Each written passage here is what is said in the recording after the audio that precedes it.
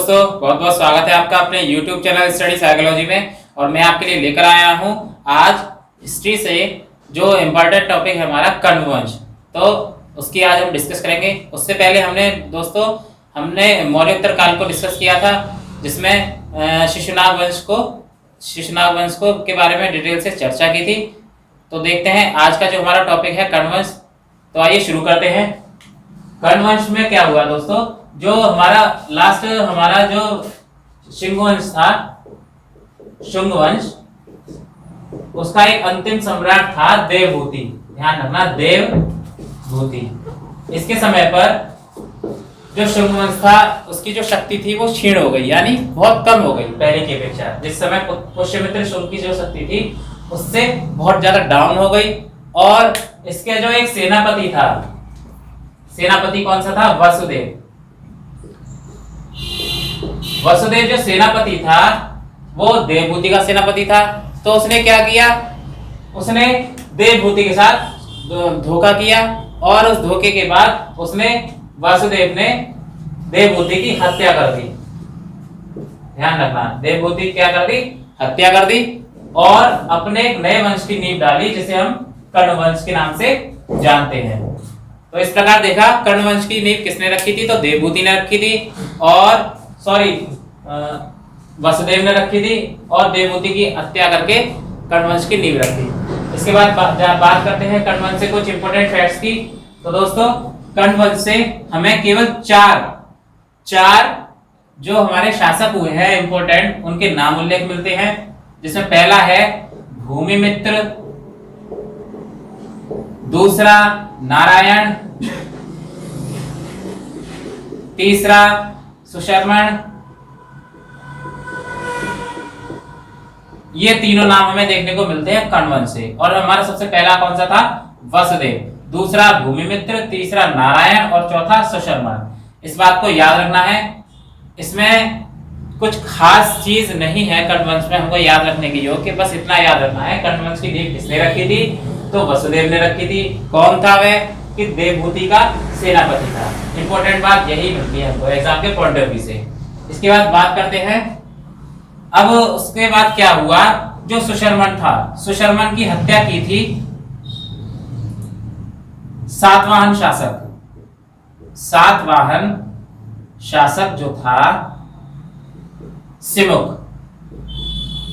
सुशर्मन की हत्या जो की थी सातवाहन शासक सिमुक ने की थी, यानी उसको युद्ध में पराजित कर दिया था। जिसके बाद सातवाहन शासक की नींव रखी गई। इस बात को याद रखना है दोस्तों। सातवाहन शासक वंश से पहले हम थोड़ा सा डिस्कस करेंगे।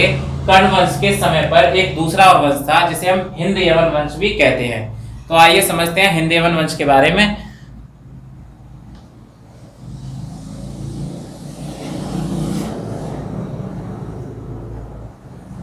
इसके बाद हम बात करते हैं हिंद यवन वंश की।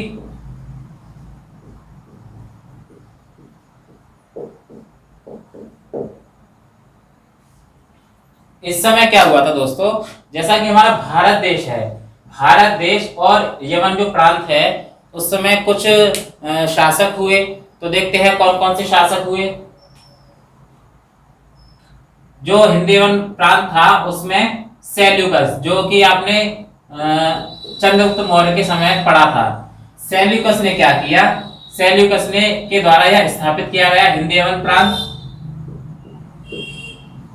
सेल्यूकस द्वारा स्थापित किया गया था हिंद यवन प्रांत। तो एग्जाम में अगर पूछे कि हिंद यवन प्रांत का प्रमुख शासक जो स्थापित शासन था वो किसने किया था? सेल्यूकस ने किया था। उसके बाद यह कहां तक फैला था? तो यह मध्य एशिया का विशाल साम्राज्य था। और इसकी जो बढ़ाया था साम्राज्य, वो एंटियोकस ने बढ़ाया था। एंटियोकस, याद रखना, एंटियोकस प्रथम हिंद यवन शासक का प्रथम शासक था सेल्यूकस। इसके बाद मध्य एशिया में एंटियोकस प्रथम ने जो हिंद यवन प्रांत था उसको बढ़ाया था।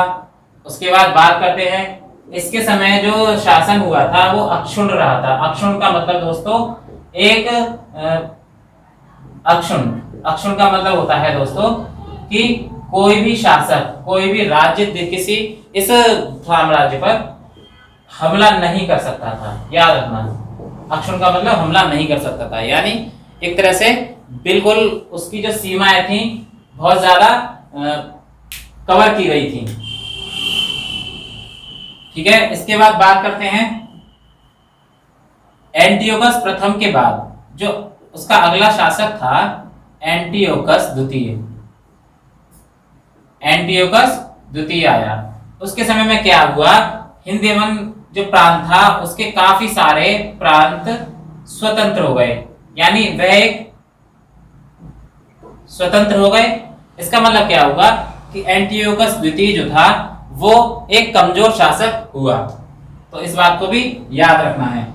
इसके बाद बात करते हैं कुछ इंपॉर्टेंट फैक्ट्स की, जैसे कि बैक्ट्रिया का जो शासक था, बैक्ट्रिया का जो शासक था उसने 190 ईसा पूर्व में भारत पर हमला किया। याद रखना, बैक्ट्रिया का शासक कौन सा था, मिनांडर। एग्जाम में पूछा जाता है मिनांडर कौन था और कहां का शासक था, तो मिनांडर जो था वो बैक्ट्रिया का शासक था और इसने 190 ईसा पूर्व में भारत पर हमला किया था। इस बात को याद रखना है। और उस समय क्या हुआ, जैसे अफगानिस्तान,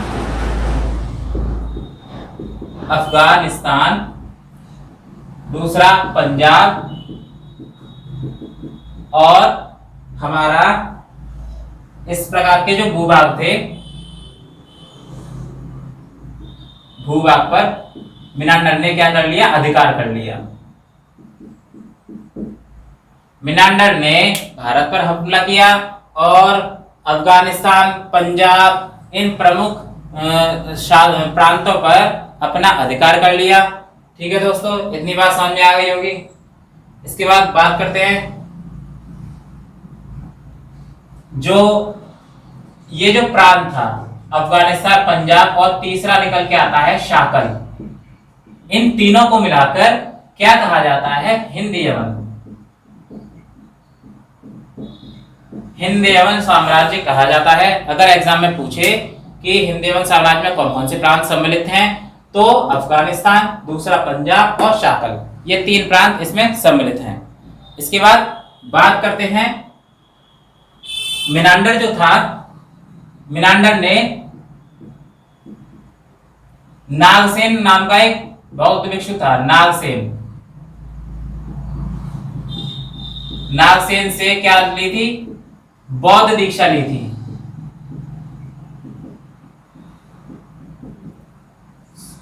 ठीक है दोस्तों, नागसेन ने बौद्ध दीक्षा ली थी, किसको, मिनांडर को।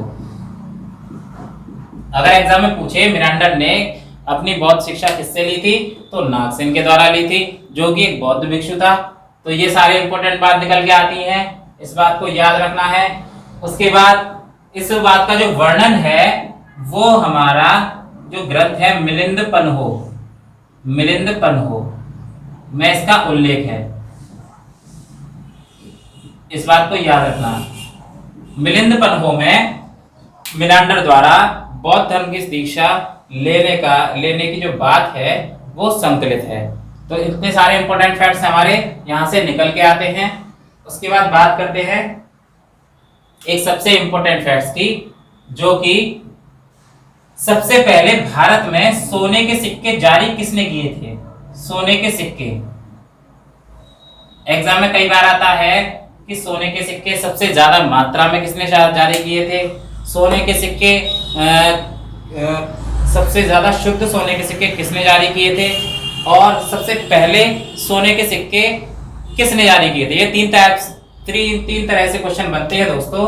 तो सबसे पहले सोने के सिक्के जारी किए थे वो हिंद यमन शासकों ने जारी किए थे, याद रखना। हिंद यमन शासकों ने सबसे पहले सोने के सिक्के जारी किए थे।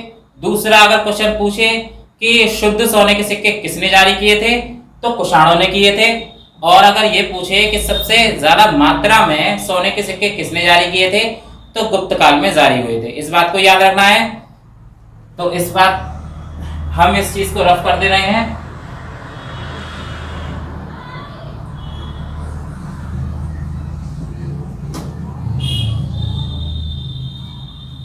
इसके बाद बात करते हैं दोस्तों नेक्स्ट इंपॉर्टेंट फैक्ट्स की। एक गार्गी संहिता हमें ग्रंथ मिलता है, गार्गी संहिता। एग्जाम में इस तरह से क्वेश्चन आता है कि गार्गी संहिता जो है वो किस विषय पर आधारित है, तो याद रखना है ज्योतिष पर आधारित है।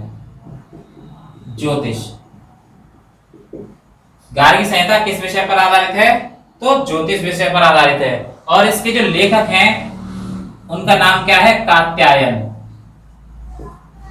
जो कि हिंद एवं साम्राज्य के समय लिखी गई किताब है, ग्रंथ है। गार्गी संहिता ज्योतिष पर आधारित है, जिसको कात्यायन ने लिखा है। जैसा कि आपको पता है हिस्ट्री में बहुत सारी बुक्स वगैरह पूछी जाती हैं, तो हम लास्ट क्लास में भी काफी सारी बुक्स डिस्कस भी कर चुके हैं। और जैसे जैसे हमारे काल आते जाएंगे, समय आता जाएगा, उसके अकॉर्डिंग हम उस समय की जो लिखी गई किताबें हैं उनके बारे में हम चर्चा करते रहेंगे। इस बात को याद रखना दोस्तों। आज इसके बाद क्या है, और इसी गार्गी संहिता में यवन आक्रमण का भी उल्लेख मिलता है। यवन आक्रमण का भी उल्लेख मिलता है। तो ये सारे इंपॉर्टेंट फैक्ट्स हमने हिंद यवन और कर्ण वंश से उठाए थे। तो आपको अगर वीडियो पसंद आई हो तो इसे ज्यादा से ज्यादा लाइक जरूर करना दोस्तों, और चैनल को सब्सक्राइब करना बिल्कुल ना भूलना। और आपके लिए इंपॉर्टेंट बात यह है, जो भी हमारी हिस्ट्री की क्लासेस देख रहे होंगे तो हमारे चैनल के माध्यम से आपको करंट अफेयर्स की वीडियो भी प्रोवाइड कराई जा रही हैं। दूसरा, टेक्निकल यानी TG2 की जो वैकेंसी आ गई है उसके एग्जाम के पॉइंट ऑफ व्यू से हमारी क्लास रोज डेली की डेली कराई जा रही हैं। तो आप जो भी आपको प्रेफरेंस हो, आपकी तैयारी करना चाहते हो, तो हमारी प्लेलिस्ट में जाएं और उन वीडियो को जरूर देखें, जो आपके लिए एग्जाम के पॉइंट ऑफ व्यू से काफी हेल्पफुल रहेगी। तो इतना ही कहेंगे, थैंक यू।